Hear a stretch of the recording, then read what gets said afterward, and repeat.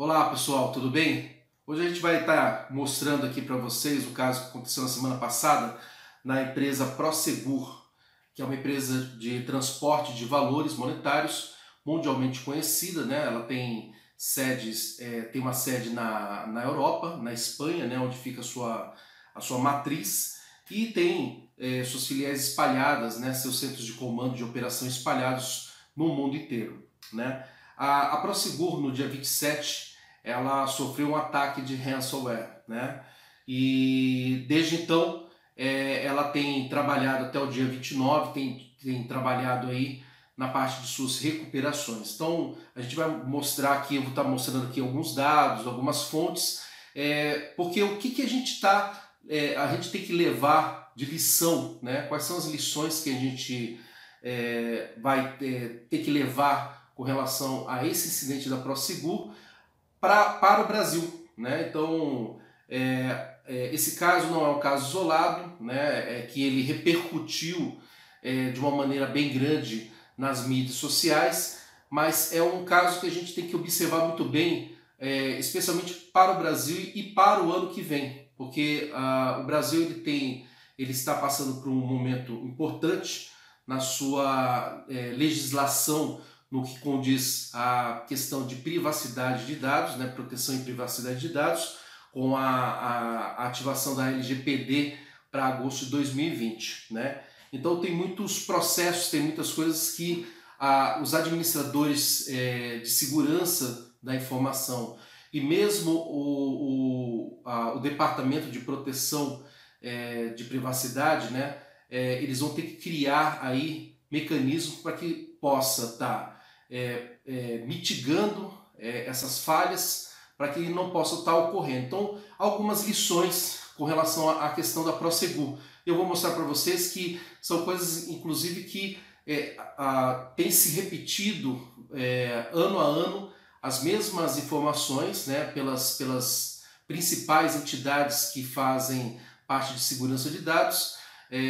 As entidades governamentais também têm falado muito sobre isso, e algumas empresas ainda não adotaram, ou elas estão ainda um passo muito atrás do que realmente elas precisam com relação à questão de proteção de dados, né, a parte de segurança da informação.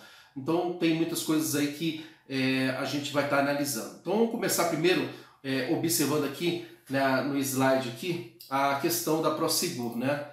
Então a Prosegur ela comunicou um incidente de segurança da informação no dia 27 de novembro de 2019, por volta aí das 13h30, né? Aqui não tem provavelmente 13h30 da madrugada, porque não tem aqui uma informação com relação à questão de se é manhã ou de tarde, onde ela informa que detectou aí um incidente, né, e agiu de acordo com os protocolos de segurança, agiu ali nos sistemas para poder estar eliminando, pelo menos impossibilitando a propagação do problema, né, da falha de segurança. Né?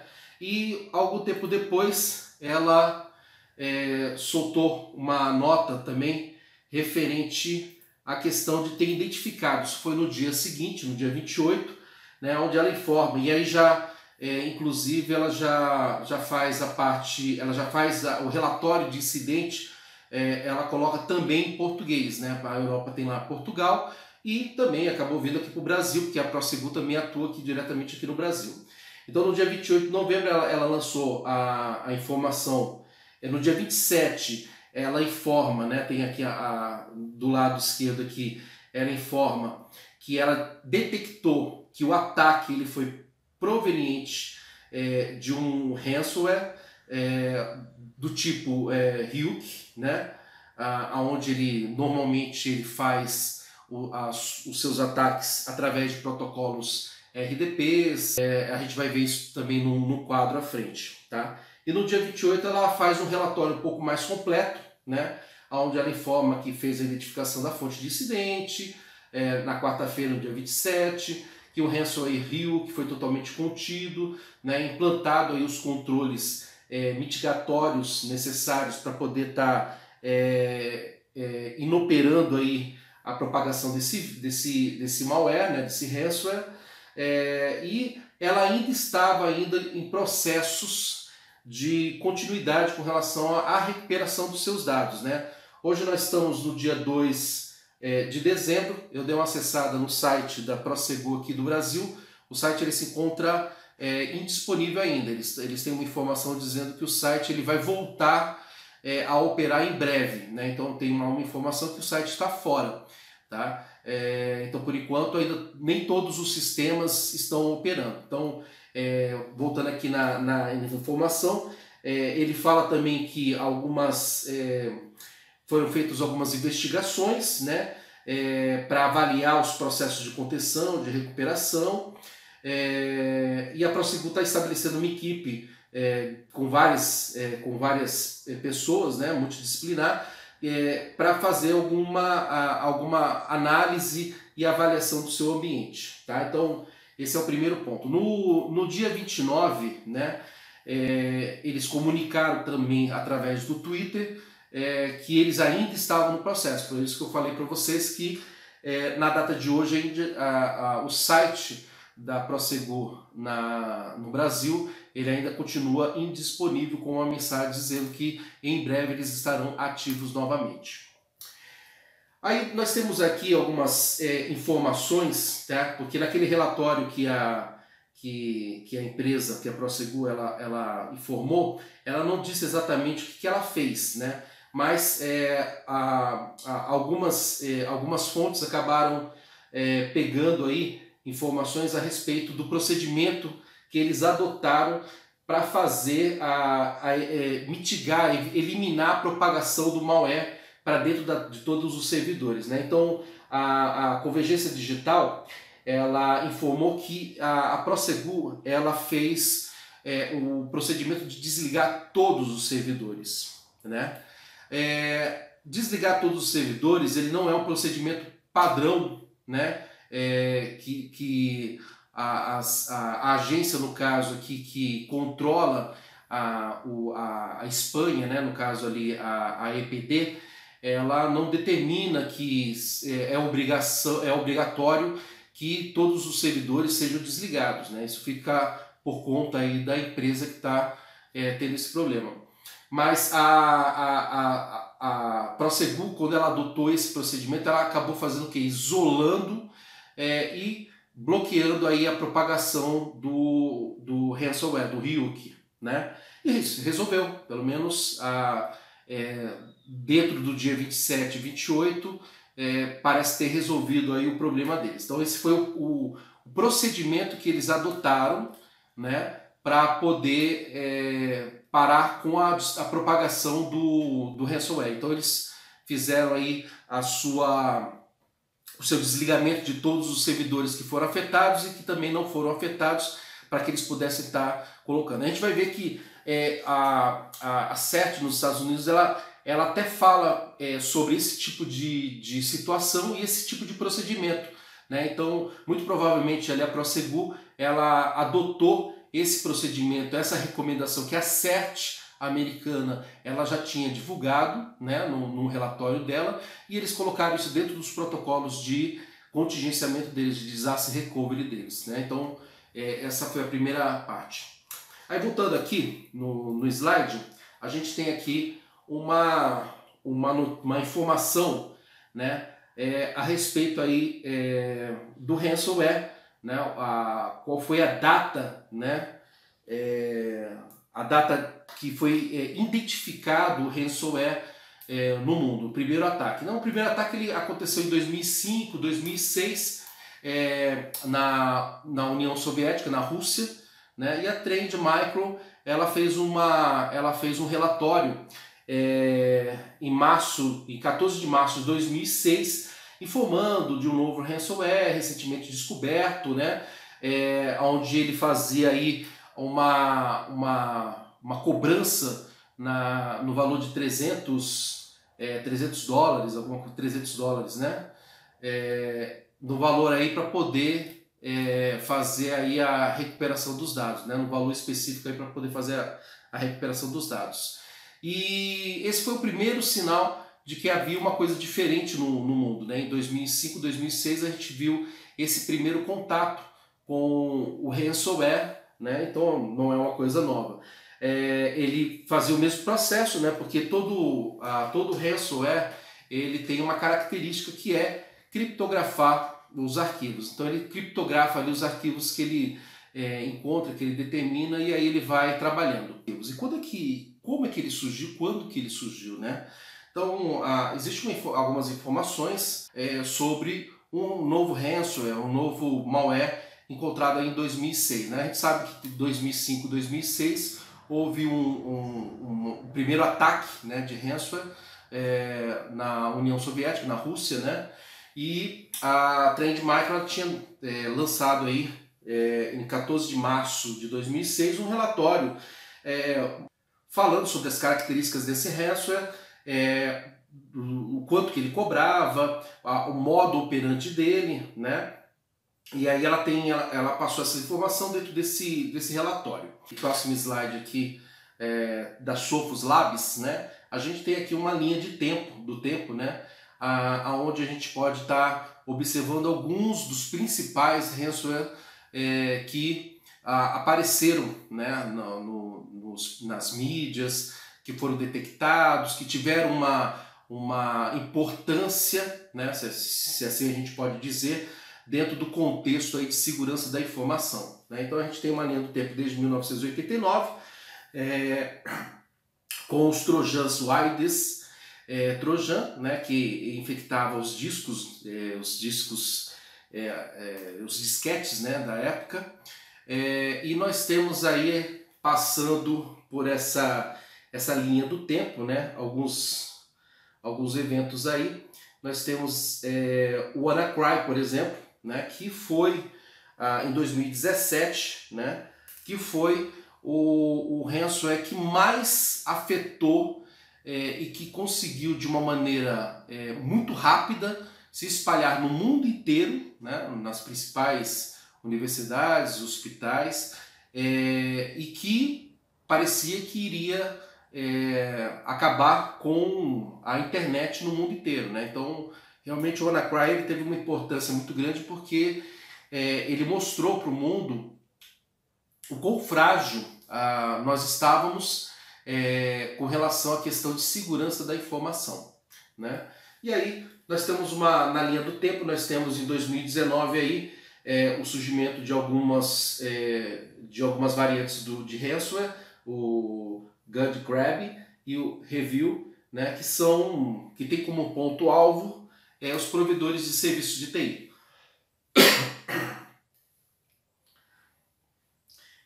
Então nessa configuração, né, a gente avalia que o ransomware, né, ele é antigo, mas ao mesmo tempo ele sofre variações e as empresas elas acabam correndo atrás do ransomware e não estando à frente deles, como seria o caso, né? Então as empresas elas acabam pecando, né, errando com relação a esse tipo de situação. Então não é somente o caso da Prosegur, nós temos várias outras empresas no mundo inteiro que têm tido esse tipo de problema.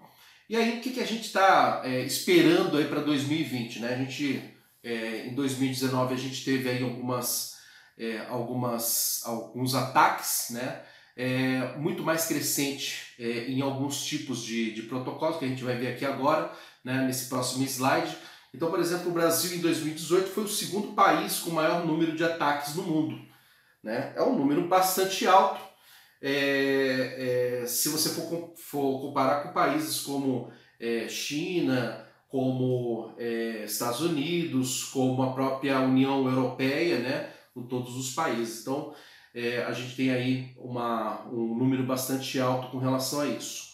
E muitos ataques em 2019 eles foram perpetrados utilizando falhas nos protocolos de aplicações para gerenciamento remoto, conforme o relatório da Sophos, como foi o caso do protocolo RDP. A gente vai mostrar aqui que o protocolo RDP foi um dos principais, exatamente por causa do Ryuk e de outros que se aproveitavam de uma brecha no protocolo RDP, né, que é o protocolo que a gente faz o gerenciamento remoto de máquinas Windows, e que já tinha sido informado sobre essa questão de segurança através de um relatório da FBI dos Estados Unidos, né, em 2016. Então, em 2016 o FBI já tinha informado que o protocolo RDP estava suscetível a ataques de ransomware, onde esses ataques, onde o atacante ele teria domínio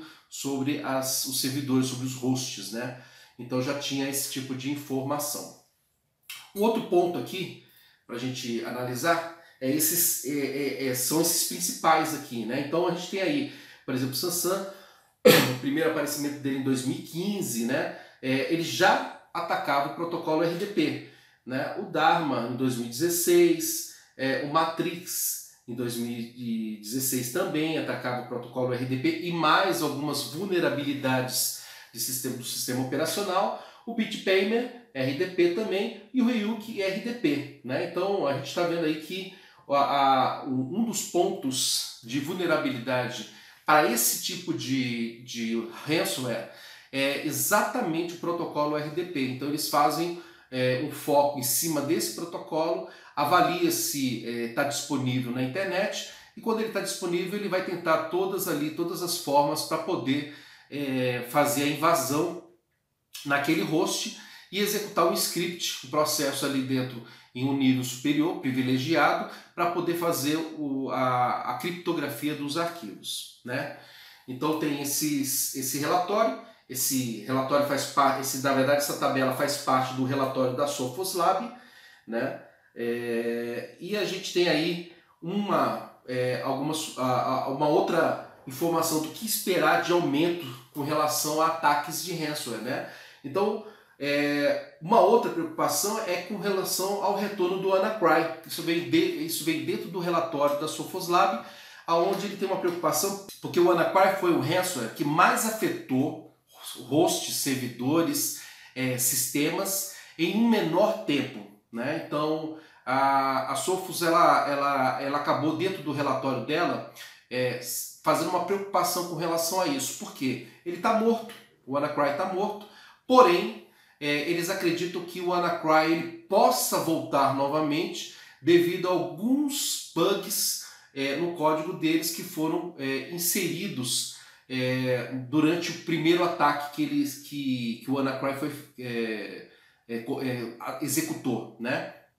Então essa é uma preocupação que a Sophos ela lançou dentro do relatório para 2020 dela, e a gente está observando esse tipo de situação. Pode ser que aconteça ou também pode ser que não aconteça, tá? São especulações também, né? Uma outra questão, uma outra preocupação com relação a vamos ter novos ataques, ou um número maior de ataques, com relação à adoção maior da plataforma em nuvem, né? Sem as devidas observações de segurança da informação, né? Então, é aquela empresa que ela não tem como core dela a parte de tecnologia, então ela não entende muito bem, ou ela acaba contratando uma empresa terceirizada que ela não faz o trabalho corretamente, né? Não tem uma estrutura com informações necessárias para poder fazer uma avaliação de segurança da informação. Ela habilita ali o seu ambiente em nuvem, achando que vai estar protegido, e é um mito isso daí, na verdade. Eu somente estou colocando a computação na nuvem, né? Mas a minha segurança da informação, ela vai ter que estar lá, e aí é um conceito com várias aplicações, com várias coisas que você coloca dentro da nuvem para que o teu sistema possa estar protegido, o teu sistema, os teus arquivos possam estar protegidos. Então, quando eu faço a adoção da nuvem sem essa devida observação dos protocolos de segurança da informação, eu acabo expondo num ambiente um pouco maior os meus dados, os dados da minha empresa e dos meus clientes, né? Então é importante que haja essa observação com relação à segurança da informação para que a gente possa estar protegendo esses dados. Então aí eu coloquei também no slide uma informação com relação a um exemplo, né, onde pode estar ocorrendo esse tipo de ataque, de que maneira, né? Então, muitas empresas elas acabam tendo aí uma equipe de desenvolvimento, né? Não precisa ser necessariamente ali uma empresa de tecnologia, mas uma empresa que cria, que desenvolve o sistema para ela própria, né? Então ela acaba colocando ali uma equipe onde ela utiliza o mesmo login e senha para acesso dentro do ambiente onde está a aplicação na nuvem, e ela acaba colocando isso dentro de um repositório, no código qualquer.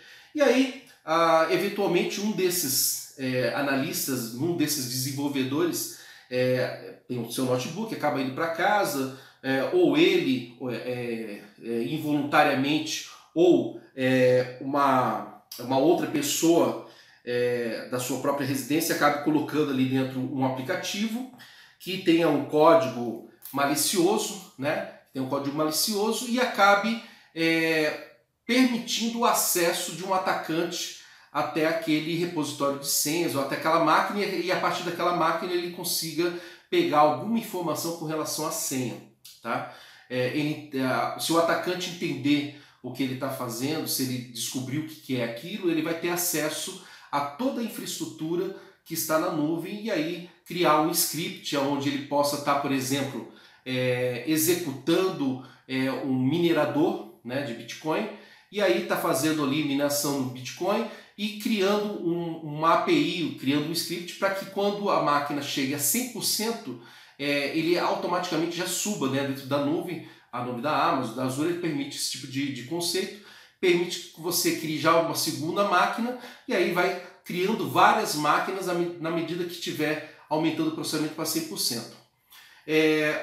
A empresa ela não vai desconfiar de que está com algum problema, porque até então está sendo criado vários servidores no ambiente dela, né, sem que ela saiba, né, isso tudo dentro da nuvem através de um script automático que possa estar determinado ali pela senha, pelo login do desenvolvedor. Ela só vai vir a descobrir quando, por exemplo, alguém do provedor de serviço informar, olha, vocês estão utilizando a mais, né? Não sei se é isso daí que vocês vão estar querendo por causa de valores,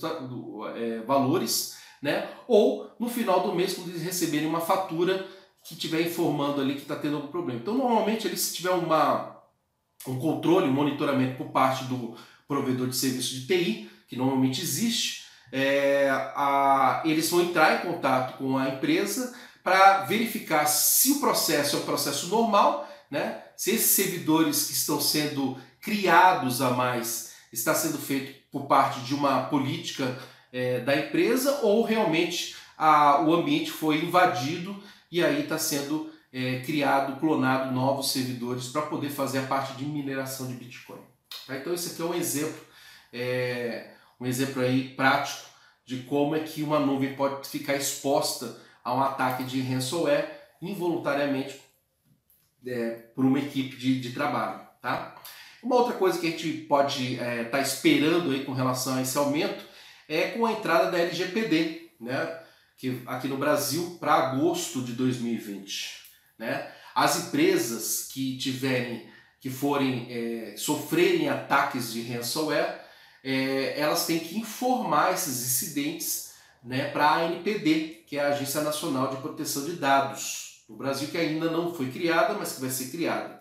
Por quê? Né? Possivelmente aí por causa que esses dados aí tinham alguma informação com relação a pessoas físicas, né, dados pessoais, né, e aí ela tem que fazer esse registro, essa informação, né. Provavelmente foi o caso da Prosegur. A Prosegur ela tem que relatar esse incidente, e ela fez esse relato através ali do Twitter, dessas coisas todas, tanto para os usuários quanto para a EPD, que é a Agência Espanhola de Proteção de Dados. Tá? Então a Prosegur teve que fazer um relatório, teve que informar para a EPD que ela sofreu um ataque de ransomware, por isso que ela saiu na mídia. Né? Muitas empresas hoje aqui no Brasil, elas não comunicam nada, elas acabam não comunicando para nenhuma agência especial, até porque não é obrigação, mas acabam também não comunicando para a mídia, para mim nada, porque é uma situação que não pode, que não poderia ocorrer, tá? Então, com a entrada da LGPD no Brasil em agosto de 2020, isso já muda. Todos os incidentes de segurança que tiverem envolvimento com dados de pessoas físicas, né? Então, fica bem claro isso daí também. Pode ser que haja um ataque de ransomware numa área onde não há dados de pessoas físicas. Então eu não preciso estar reportando para a NPD, né? Sobre esse tipo de ataque. Mas se eu tiver um ataque num ambiente onde tenha dados de pessoas físicas, CPF, nome completo, informações que seja possível a identificação de uma pessoa, eu tenho que fazer aí a notificação para a NPD, tá? Então, quando não há necessidade nenhuma, né? E aí, o que a gente faz, né? O que a gente vai fazer para poder mitigar mitigar o máximo possível a ação, o ataque de ransomware? Então, aqui nesse slide a gente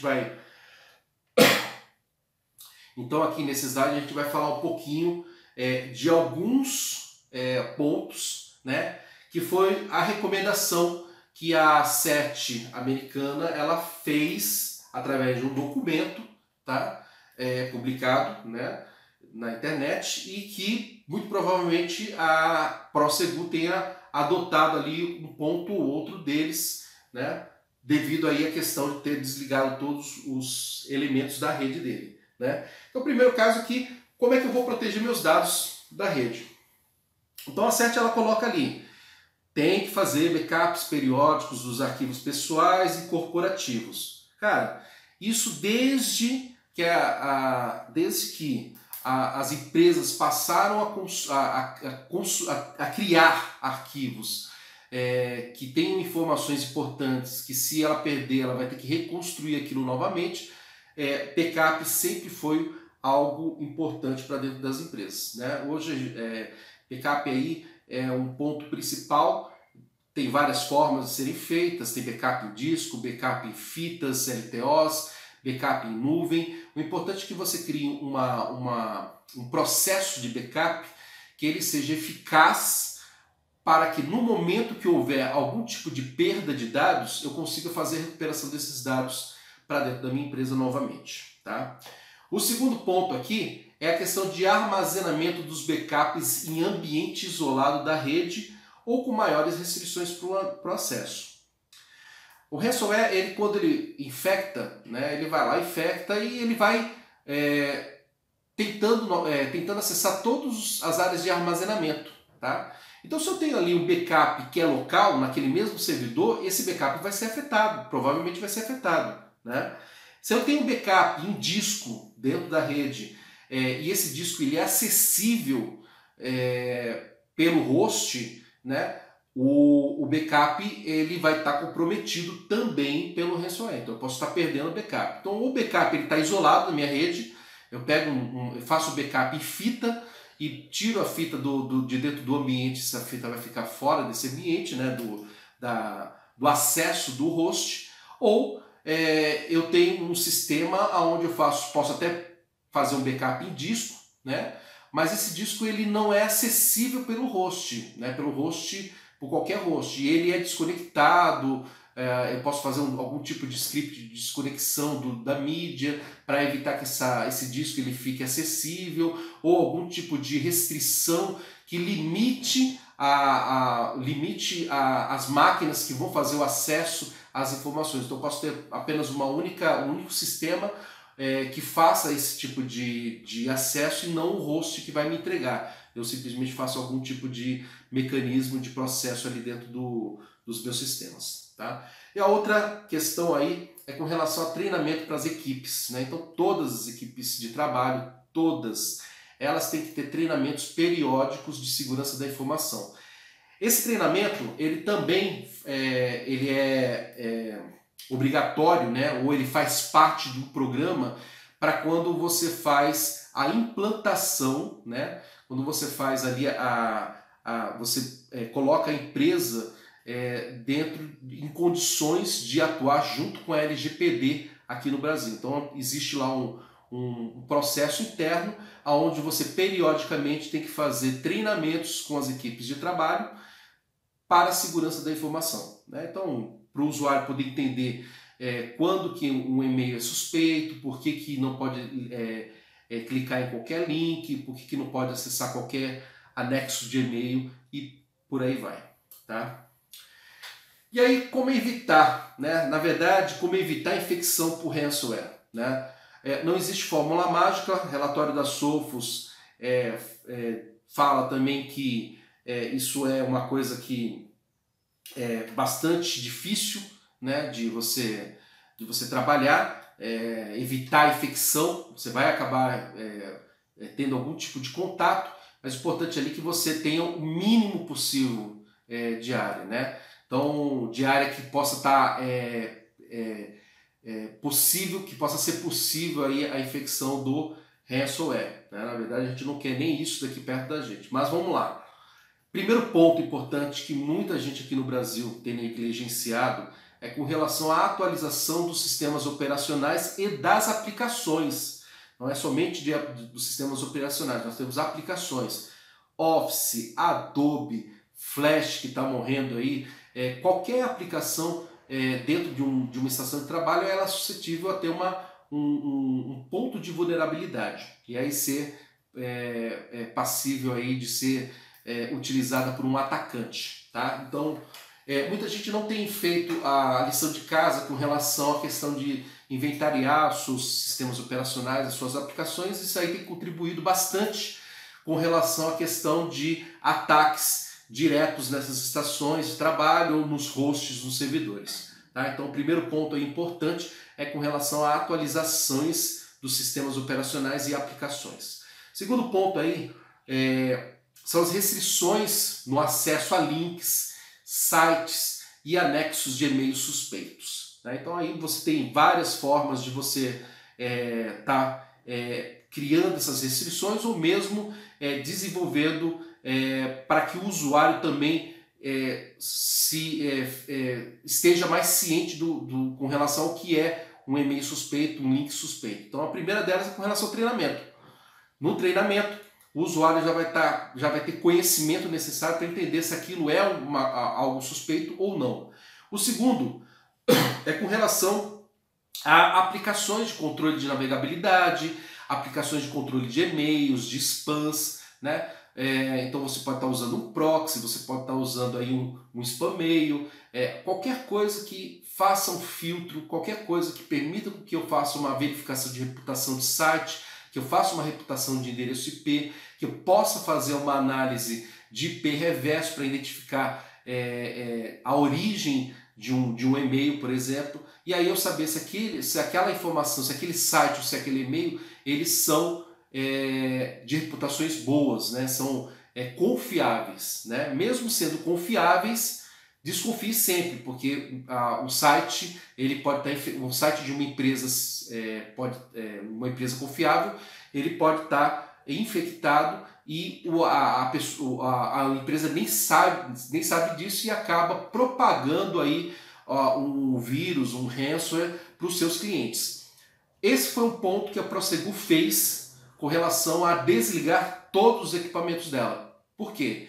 Ela tinha uma preocupação enorme com os clientes dela, né? E então ela fez o quê? Ela fez o desligamento de todos os sistemas, de toda a parte de comunicação, exatamente para não infectar os seus clientes. Então, nota 10 para a empresa, porque ela pensou nesse tipo de ação também e de proteção. Então, quando a gente fala de ataques ou fala de sites, sempre desconfie, mesmo que seja uma empresa grande. Então, eu tenho lá meu antivírus eu acessei ao site da empresa e ele informou que há um vírus ou que há uma suspeita de vírus. Eu tenho que colocar isso daí numa análise, porque pode ser que a empresa do outro lado ela realmente esteja infectada, ela não sabe, e eu estou achando que a empresa é uma empresa grande e que ela tem todas as proteções, e não, na verdade não é assim que funciona a coisa, tá?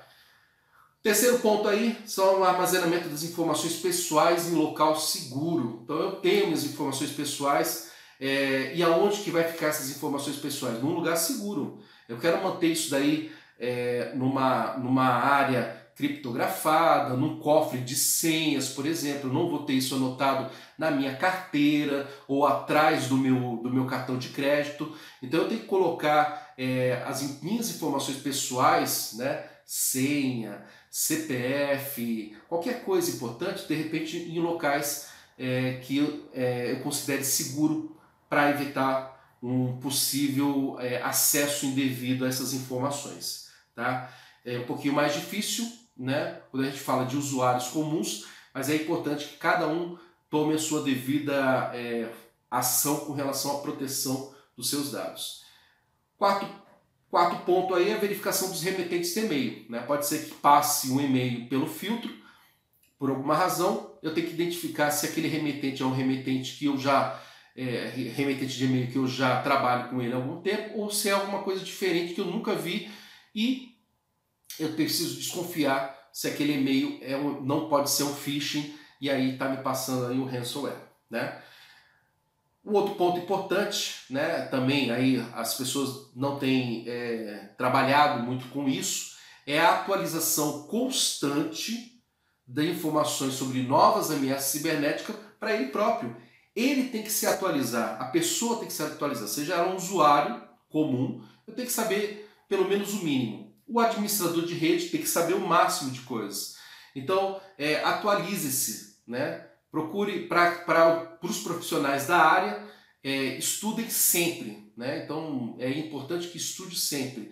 Para os usuários, tem um mínimo de informação. Por quê? O mínimo de informação para eu poder ir lá tirar um dinheiro num banco 24 horas, saber exatamente quais são os mecanismos, quais são os tipos de ação dos ladrões, né? Com relação a capturar informações do meu cartão de crédito, do meu cartão com a senha de débito da máquina. Tá? Então é importante que eu saiba o mínimo para que eu possa manter seguras minhas informações pessoais.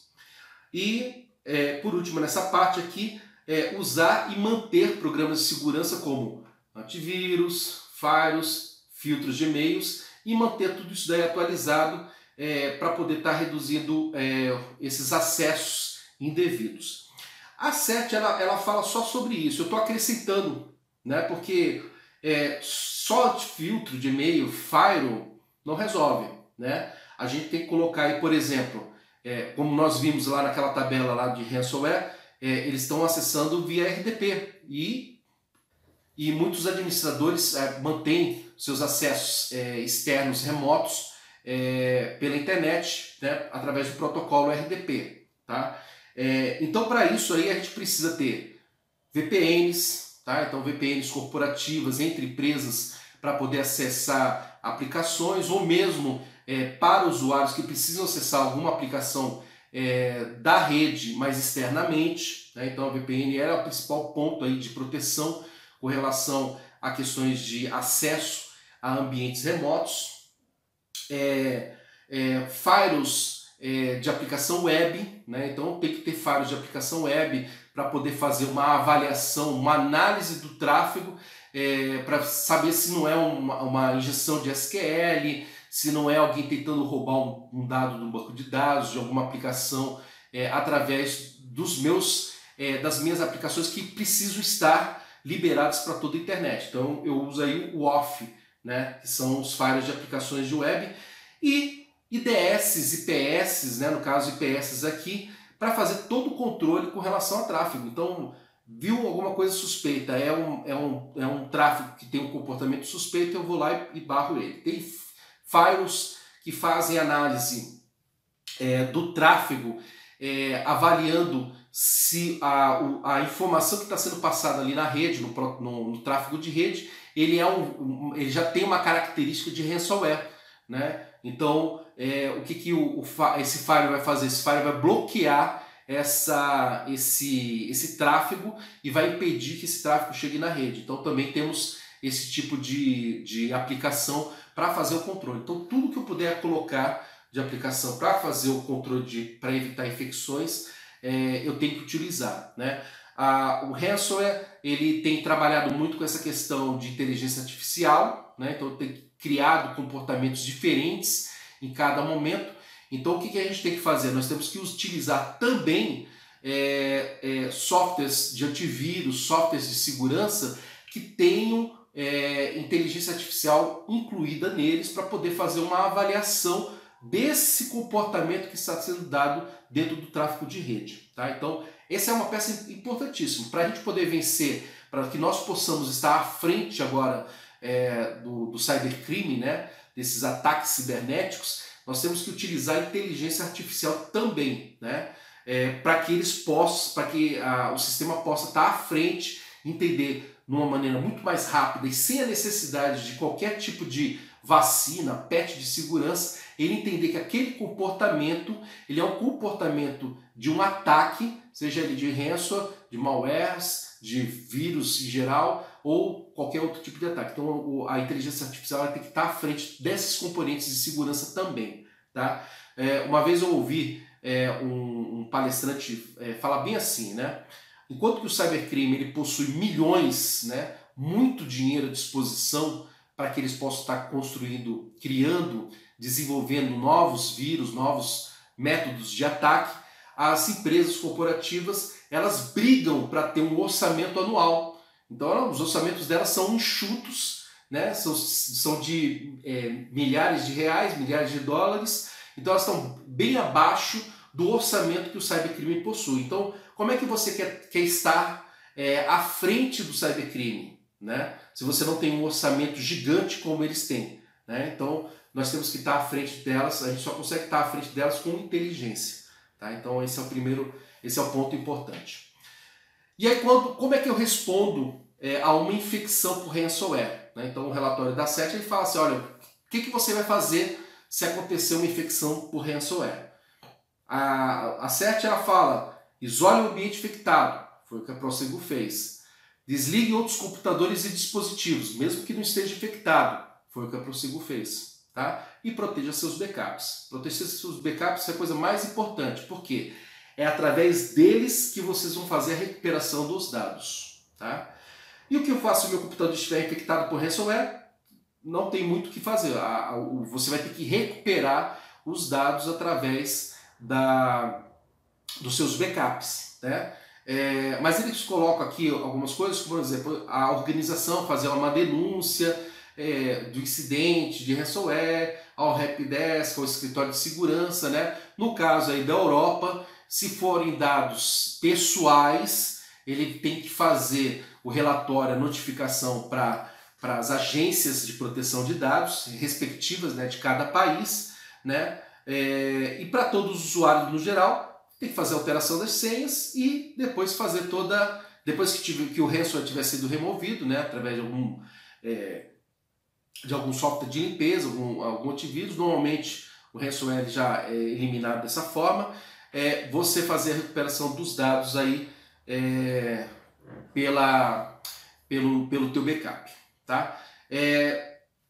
No mais é isso, gente, tá? E se vocês gostaram aí, peço para fazer a inscrição no canal e ativar as notificações automáticas. Aí a gente vai continuar com essa linha de informações, né, no nosso canal. A gente vai estar mostrando outras informações, outras matérias importantes para a gente fazer um entendimento melhor do que acontece no mundo da comunidade de TI, né, e para que a gente possa estar compartilhando essa informação com o maior número de gente. Forte abraço e até mais!